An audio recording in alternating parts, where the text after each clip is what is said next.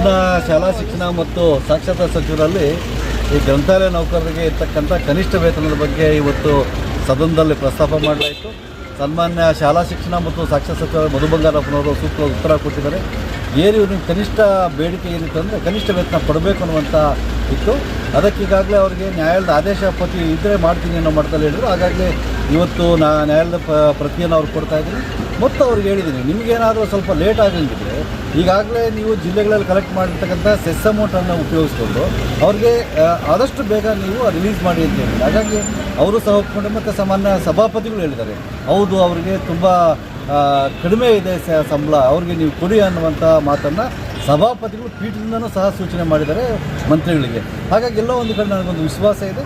ಏನಿವತ್ತು ಸನ್ಮಾನ್ಯ ಮಧು ಬಂಗಾರಪ್ಪ ಅವರು ನಮ್ಮ ಎಲ್ಲ ಬೇಡಿಕೆಗಳು, ನಾವೇನೆಲ್ಲ ಬೇಡಿಕೆಗಳು ಇಟ್ಟಿದ್ದೀವಿ ಸದನದಲ್ಲಿ ಚರ್ಚೆ ಮಾಡಿದವಾಗೆಲ್ಲ ಸ್ಪಂದಿಸಿ ಆ ಸಮಸ್ಯೆಗಳ ಪರಿಹಾರ ಕೊಟ್ಟಿದ್ದಾರೆ.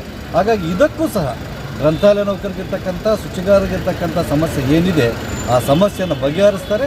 ಆ ನಿಟ್ಟಿನಲ್ಲಿ ಇವತ್ತು ಸ್ಪಂದಿಸಿದ್ದಾರೆ ಸದನದಲ್ಲಿ.